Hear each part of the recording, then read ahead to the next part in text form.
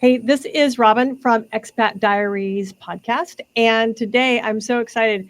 I got to visit with Paul Bond yesterday, day before, and we kind of just touched base and kind of learned a little bit more about each other. And as with everybody that I'm speaking with, like a whole different layer of flavors just unfold.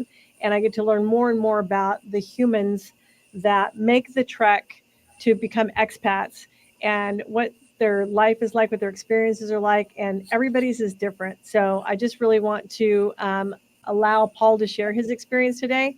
And I do have to tell you, so Paul is an artist, gallery owner, surfer, husband, and probably a ton more, dad.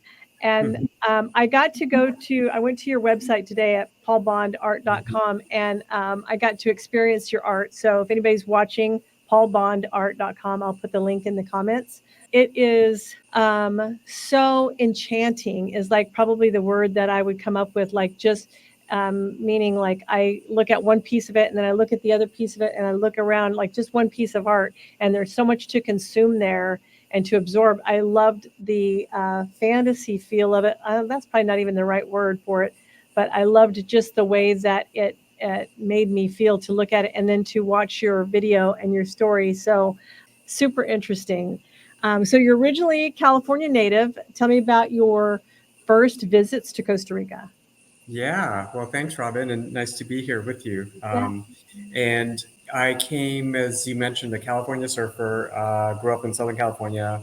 I literally was looking in a surfer magazine and I saw a picture of Pavones, and this was in 1989, I think. And I'm like, oh my gosh, I gotta go there. So I took a trip. This is when you could still camp on the beach down in Pavones, and meals were a couple of dollars, and I fell in love. And because I was born in Mexico, I'm fluent in Spanish, and so I was befriended by like the local Tico surfers, and it was like an instant welcoming. And I came back the next year. I came back. I've been back multiple times now to Pavones, and at one point early on, I thought I was going to buy a property there, and it ended up not happening. But it's been an ongoing love affair with Costa Rica for sure. I made my first trip and I've been to Costa Rica several times, been all the way from Nicoya all the way down to Panama. But we made our first, actually went to Pavones for the first time December before last, so December 22. And it was just, I mean, it's still, I feel like it's probably the same town you probably visited in, Mm-hmm. whenever Yeah, you first came. Like it hasn't changed a lot. not much, Yeah. not much. Yeah, And the roads there, aren't great, but they're not horrible. Not like when you're over like in Guanacaste and you have to beat your brains out just trying to go down the road.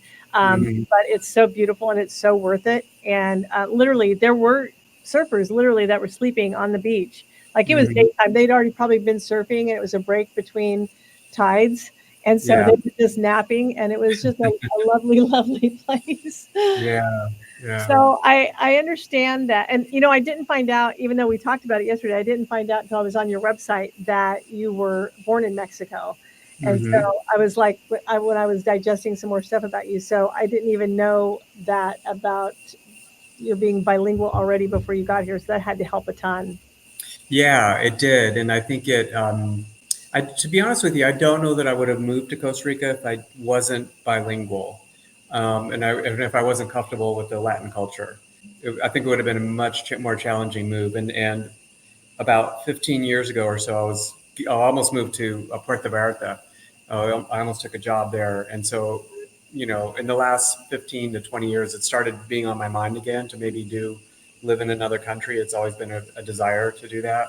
But yeah, and now being here, speaking Spanish, I feel I'm still working my way into like deeper friendships with some of the Ticos that I've gotten to know, and I'm getting there. But Right. it's been a big advantage for sure. I'm sure, absolutely. And it's Yeah. something I work on every day. So I am not great at it. And it's funny because I will try every time, like I will perfect a phrase. I'll put myself in the perfect situation for it. And inevitably I will say it, and then they look at me like this. I have no idea what you said. I'm like, I know I said it properly. And so it gets a little intimidating at times for sure. Yeah. So I know that you, when we talked about like you had came several times to Costa Rica, but it was never really your intention to move here. What changed your mind? I got remarried. My current wife, we met in 2008, and I think either that year, within a year or two after that, her mom bought a piece of property here in Wow. Costa Rica. Yeah, she did. She got on one of those. She lives in Florida. She got on one of those advertisements like, "We'll fly you down, show you Right. property. Hopefully, you'll buy something from us." So she ended up in Ojochal, which is where we live. Toured this area and bought a piece of property, beautiful piece of property, with the intention that she was going to retire here. And she didn't end up retiring here. Her life took a different turn.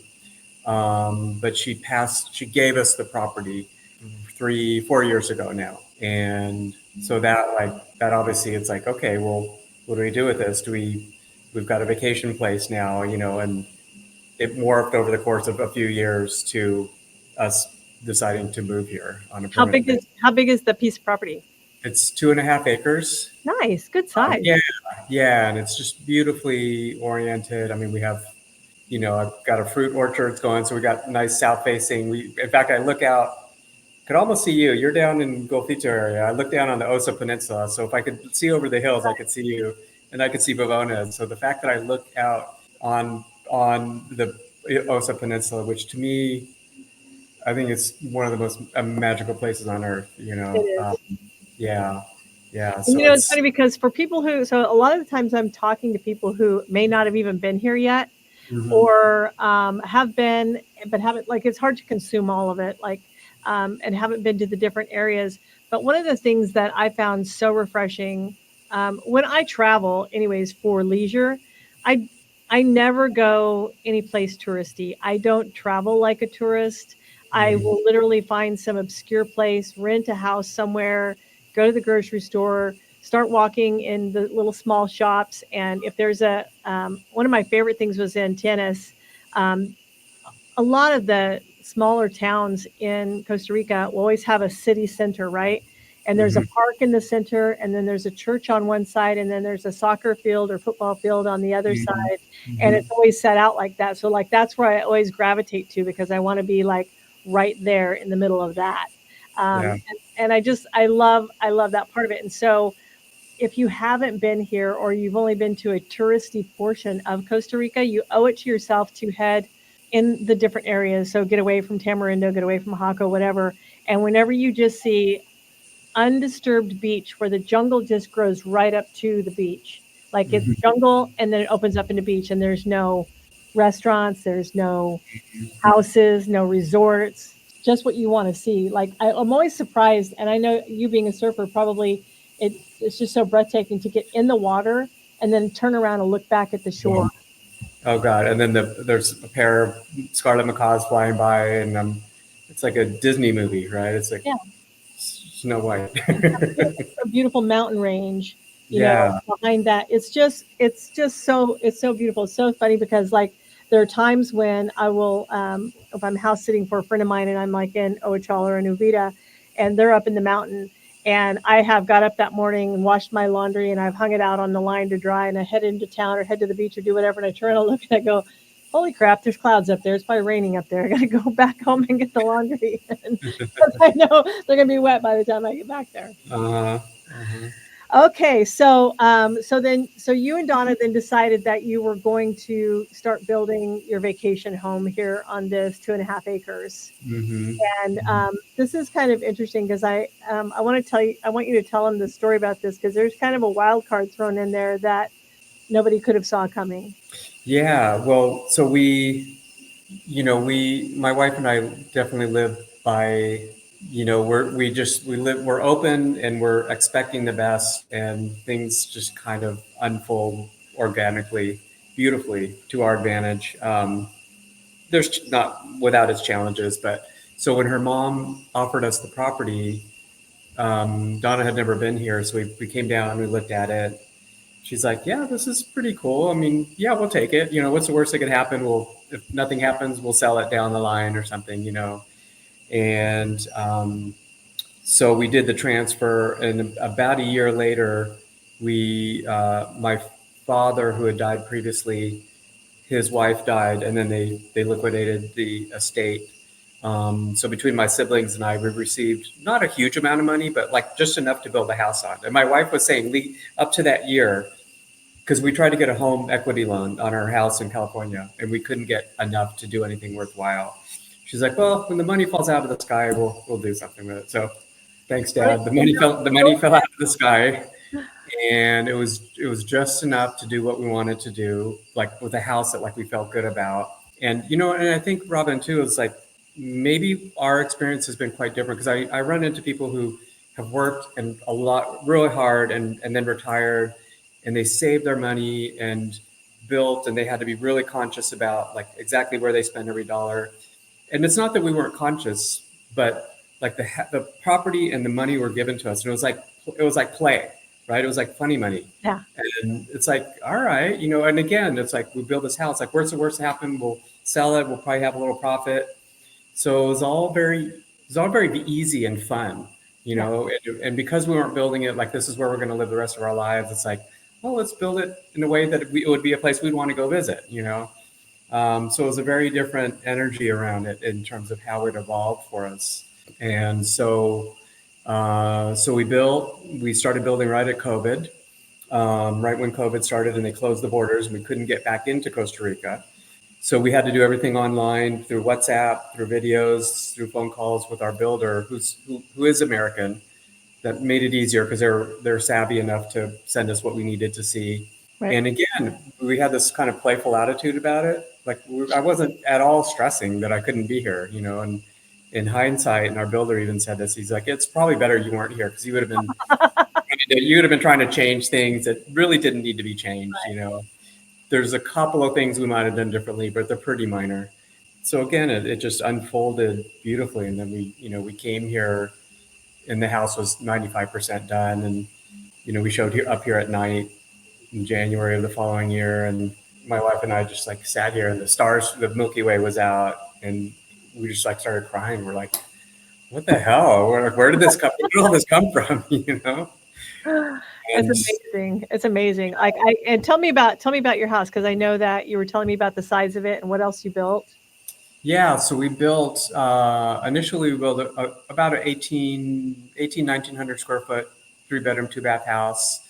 Again, the way we're oriented. So we're surrounded on 3 sides by the rainforest, like no houses, people around. Right. And then we look down on Playa Tortuga, and then down on the Osa Peninsula. And it's like what they call the tropical modern, steel frame with a hard, it's not drywall, but it's the hardboard material.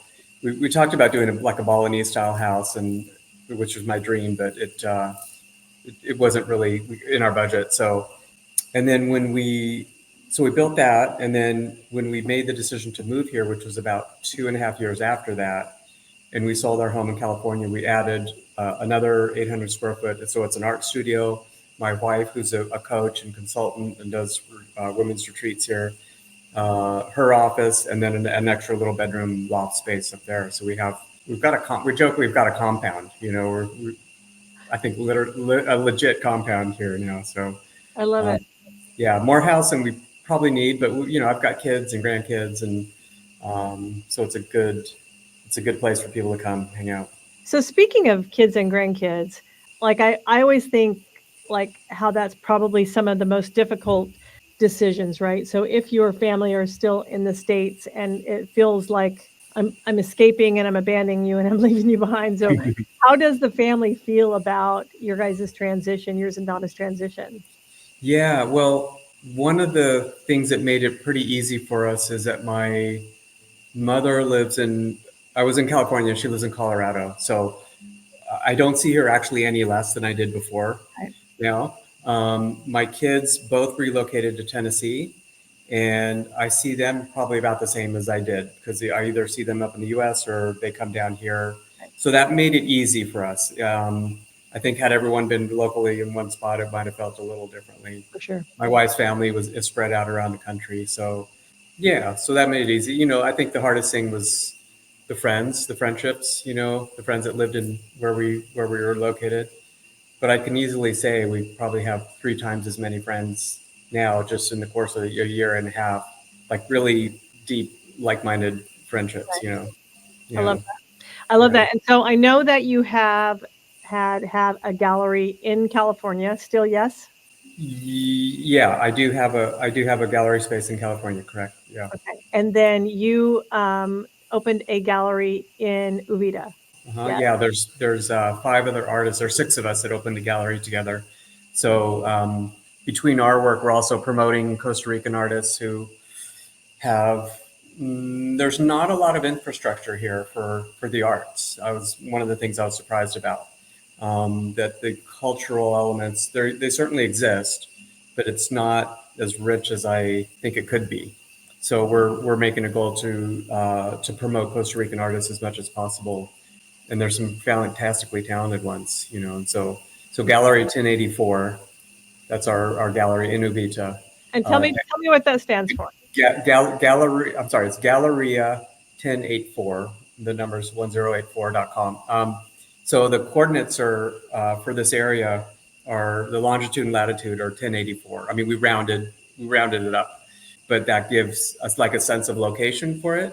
So when we pick the name, it's like, okay, this is X marks the spot, and also trying to honor, the local Yeah, community that we've kind of immersed ourselves into.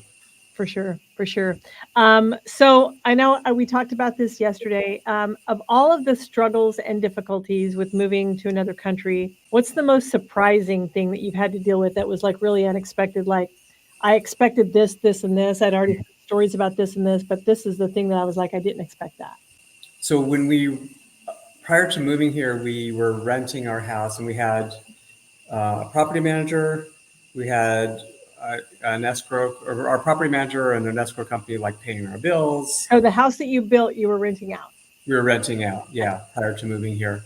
So we weren't dealing with the day-to-day the day-to-day like financial piece of it, finding people to do repairs. We had someone handling all that. We didn't own a car here. So like we would pop in, rent a car, drive down from the airport. Everything was set up in the house, and we'd have our fun, drive home, fly home. But living here, as I was mentioning, there's a fair amount of life management. Like, especially if you're in the jungle coastal areas versus the Central Valley. Our builder likes to say, the jungle's always trying to eat your house and everything you own, right? So you're fighting back the jungle, you're fighting the mold, you're opening the bank accounts and dealing with the banking issues. How do I want to say this? I think that the inefficiency of how a lot of things are run in Costa Rica, it threw me a little bit. And because coming from the US and even coming from Europe, I think people, like, you expect things to work, and they're kind of dialed in. And Costa Rica has this charming dysfunctionality to it, right? That once you kind of figure it out and you know how to work with it, it's like you work with it, right? But until then, I was fighting it. I'm like, why is this not the way I expect it to be? It was a big exercise in release and surrender. The funniest thing I ever witnessed at all. So we had met with our attorney in San Isidro, and we needed to get our bank account set up. And so he sent us to a bank in San Isidro, and he like sent us with all the documents we would need, everything. And we go in, and we're in San Isidro, so it's a bigger city, so it's a bigger bank. It's not like the one in Vida. And there's like row after row after row after row of these chairs, like not a bench, not anything, just these chairs. And I mean, to me, it was like I literally videoed it because it was so hysterical that when somebody got called up, everybody stood up and moved one seat to the right or whichever way they needed to go, and then sat back down again. And this went on over and over and over again. And it was like to watch and it was serpentine, right? So it was like this. The whole thing was like this, and everybody would move, and then you'd move to the row up front, and then everybody would move down. And it was so funny to me. Like, I literally was like, I got tickled every time it happened, and I was in there for like 4 hours. Right. Well, that's like that beautiful dysfunction, and that's not a dysfunctional thing really necessarily, but it's like probably in the U.S. or the DMV, everyone would have just stayed in their seat, right? They would Yeah. just Yeah. someone would have sat in that empty Yes. seat or whatever. But they're doing this like little dance, kind of Yeah. thing, and I find that even in Ojocha where we live, there's a lot of one lane bridges here, so you have to stop for each other, Yeah, and that one by Church barely too, like for sure.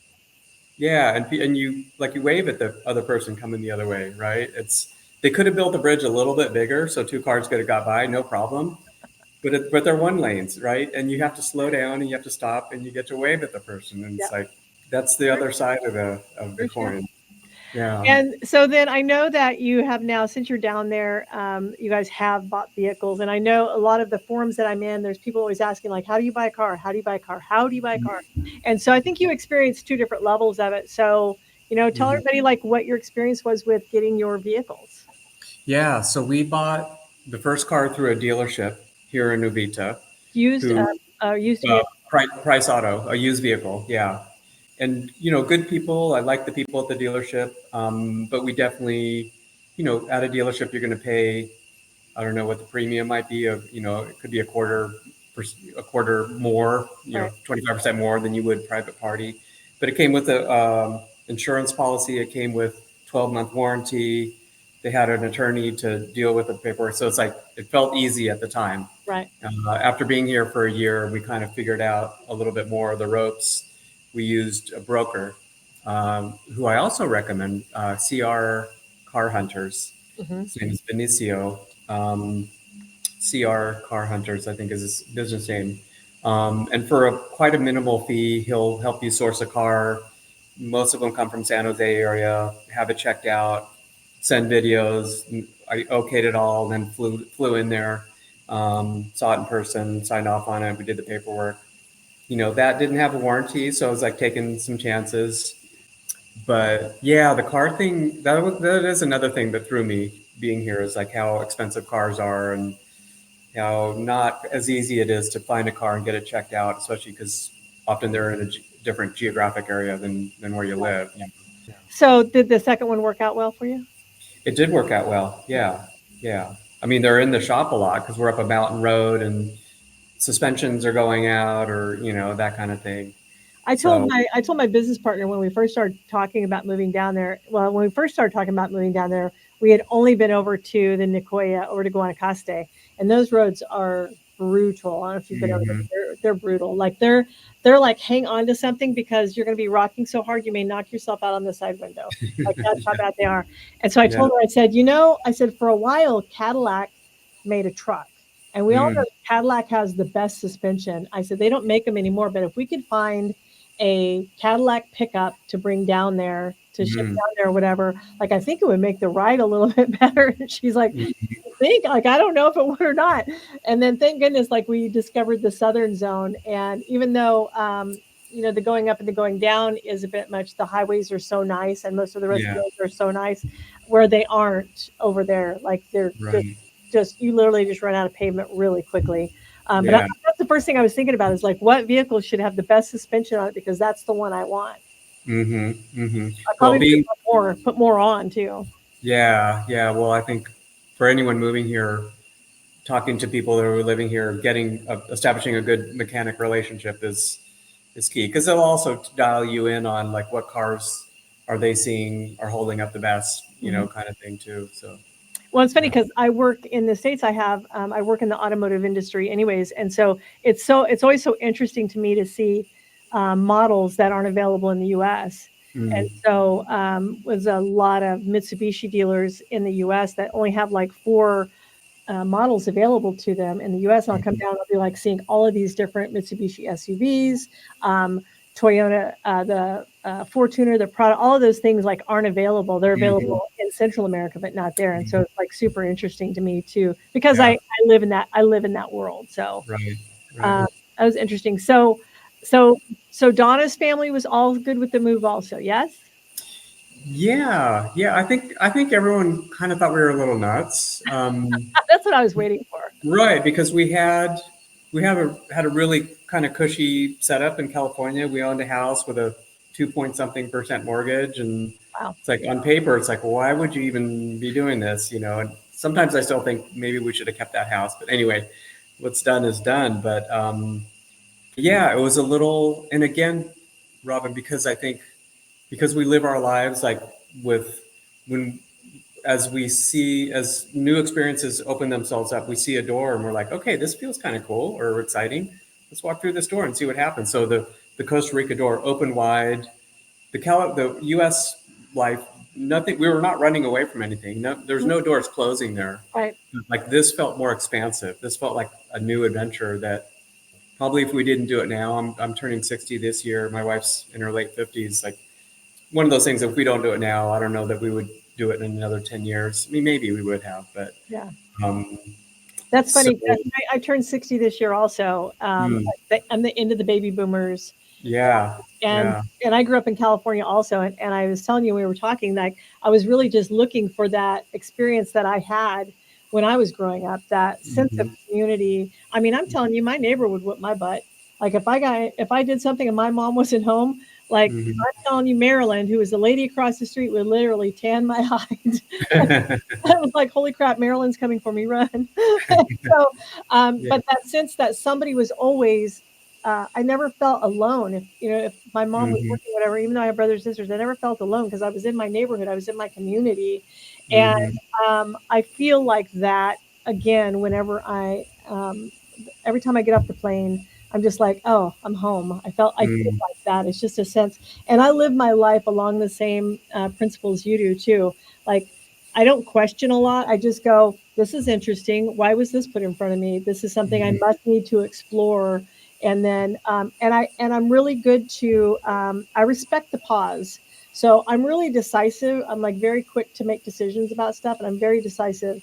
So when I'm not, I always respect the hesitation that I have and go, Mm. what's this pause? And I need to be in tune to that and go, I'm not making a decision about this right now. I think I need more data. I need more Yeah. information to move forward with this. So I love it when people are really guided by their intuition and Mhm. um, look at everything as opportunities. And really, I loved how you discovered like this was just like play. And that's how your life should be, right? If you don't feel like that about your life, are you living your life, or are you living what somebody else thought your life should look like? Exactly. I think it was. Oh gosh, who's the? I'm drawing a blank. He was a British Alan Watts. You know, one of my favorite quotes. He said, "You know, man only suffers because he takes seriously what the gods made for play." You know, and it's true. And Costa Rica, like you were talking about my art as being enchanting. Like it's so enchanting to me. It's like it's a playground. It's challenging in a lot of ways, but it's also like I don't know. It's there's an opportunity for people to come here and be and rediscover that playfulness. I think you can also get a little jaded too, but um, That's a choice too, though. it's a choice. Totally. Yeah. Absolutely. Yeah. Absolutely. So if you could do it all again with what you know now, like I've got all of this knowledge right now and I would do it all again, what would you do differently? Mm. I don't know that I would do anything different. Like I said, the only thing that I sometimes regret is maybe we should have kept that house in the U.S. because I don't know that we're going to be here for the rest of our lives. Right. And where we had our home in this little beach town, like I could see going back there. But maybe also for my growth, my soul growth, that's wasn't where I was supposed to live out the rest of my life, right? It could have been very safe, but very predictable, right? So maybe there's somewhere even better for us to go. Gosh, that's a really good question. And I can't say there's any other than that little thing, which again, maybe needed to happen. I don't know that I do anything differently. Yeah. Because there really isn't. I mean, it's funny because I talk about my business partner Beverly all the time because she's my best friend too, and Mm-hmm. we do just about everything together. But we live our lives in different mindsets. I spend my life. My life's goal is to get her in an abundance mindset and an Mm-hmm. unlimited mindset, and to be like, nothing is conditional. Like, well, if I could do this, then I could have that. Nope, you can just have it. Mm-hmm. It's Mm-hmm. not for that. And so you just need to decide that that's what you want and then head in that direction and every day take a step towards that thing right there Mm-hmm. without any chains or bondage or anything on you about it. And Mm-hmm. it's funny because like we talk about Costa Rica and when we were talking about when we were looking to buy property there. It's like one thing just kept happening after another, and like this one shut down and that one shut down. And the property that we ended up buying, this is a true story. So Beverly's fiance, Franz, he lives in Denmark, had a photo on his phone screensaver of this piece of property, of the view from this property out, right? He'd never been to it. I'd never been to it. And so then last January 2023, when we were doing all of our due diligence on the hotel that we were looking to buy in Golfito, Bev and I went down by ourselves. Brian and Franz had gone with us in December, and we went down in January. We were just tidying up like the soil test and some other things. And while we were there, we decided to go take a drive up this Tower Road and just look around. We had some extra time to kill, and we like found this piece of property, and we were just looking at it going, this place is amazing. We're like taking videos and pictures or whatever. And I messaged to a friend of mine that we met in Costa Rica, and I'm like, Tavi, do you know who owns this property? And he's like, yeah, my friend, I'll get you his number or whatever. So we literally were flying out the next day. So we came back and we were downloading pictures and sent them to Franz, and he like literally took a picture of his screensaver and went, this has been on my phone for over a year. Wow. And I'm like, so I'm going to tell you that he has still never been there yet. He hasn't made it to that piece of property yet. Yeah. We purchased it, and they were like, when are you going to get to come down? So you ended up buying that piece of property? Yeah. Oh, that's a great story. All four of us bought it, and he still hasn't got to be there yet. So man. We can squeeze in a short little trip. If not, he'll get to come down like this summer. But it was so funny because we literally did not ever plan on buying vacant land, bare land as it was. It was easier for us just to find something that was already established. And then we went to it 2 different times. And then Beverly and I went back again. We were house sitting for Susan in May, I think. And then my husband, Brian, and I were down there again later in the year. And then we went to it again. And then finally I was like, look, why are we talking? Because Franz kept looking to buy property in Zancudo. And I'm like, why? First of all, us buying property on the beach is almost impossible. We're not residents, we're not Ticos, and we would have to have a Tico that owned 51% of it. Like we can't, we could buy it, we couldn't build on it, we couldn't do anything else on it. And he just kept going back to Zancudo because he wanted to be on the beach. I'm like, I'm telling you, the mosquitoes are horrible. You want to be at elevation. We want to get away as much as we can and get up to the cooler zones.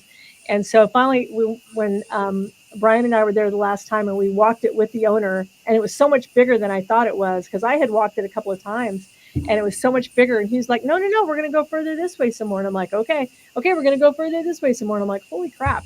And it was just so much more. And he'd already had all of the hard work done. The topography was done. The soil test was done. Everything was already done because he had planned on developing it himself. And so it was all just laid out perfectly for us to move forward with that. So we were just excited about it. And how it unfolds as to what exactly we build on there. I know that you and Nate are in the gallery together. And I reached out to Ben like a couple weeks ago and went, okay, how big were the cabinas on Tree of Life cabinas? Because that was the first place I had ever stayed when we came to the Southern Zone. And so Ben was telling me the first ones we built were this size, blah, blah, blah. We built them like this. I would probably change these things.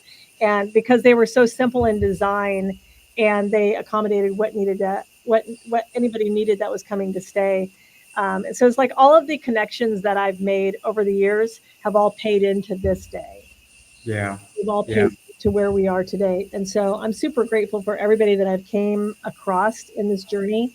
And I feel like it's taken forever to this point because I've wanted it for so long. I'm so excited now that I'm like, okay, now I'm going to be 60 and I got to work on building a house and building some cabinas and doing all this stuff. And I'm like, that sounds like fun. Yeah. You're talking about connection. I mean, just what you're doing, what you're offering through this podcast. And as you were asking me, like what the most challenging part was, it was like figuring out how Costa Rica works, but having your connections, talking to people who have been here a while, who have figured some of this stuff out is so key. It definitely makes the path a little less rocky. It does. And I just really want to be that hub for information so that people who've already done it can tell you You know, Yeah. not just some jaded keyboard warrior who's angry today about something, his electric bill or whatever, going, Yeah. stay home, you can't afford to even come here. Why are you asking that question? I'm like, Right. you grumpy old fart, stop it. Yeah. He probably doesn't even live here. Right. Probably not. Yeah. Probably not. Yeah. I have so enjoyed visiting with you. I'm going to put the links to your art and to Gallery 1084, and even to, we spoke about CR Car Hunters. I'm going to put all of those links in the podcast so anybody can like find those resources there. But Wonderful. you really owe it to yourself to go and experience Paul's art. It really is just delightful. It's enchanting, and it's really kind of thought provoking. Yeah. Well, thank you, Robin. Well, I hope you have a great day. There's not many bad days in Costa Rica, so I hope you have a great day, and we will talk soon again. Thanks. All right, bye bye.